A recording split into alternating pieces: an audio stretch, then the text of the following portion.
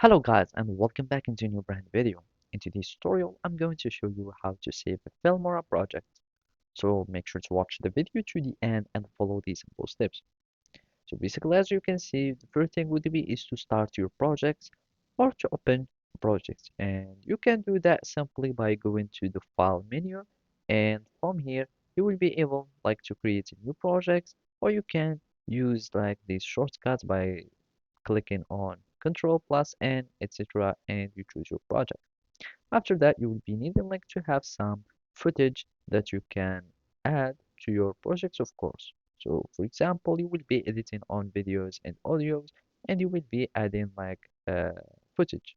So I'm just going to add this video, and let's suppose you have made some editing, you added text, you've changed the whatever in the project. Now you want just to save the project so you can open it after you uh, after you want to continue on working on it. And simply all you will be needing to do is to go again to the file menu, and from there you will find save projects. So basically you have two options.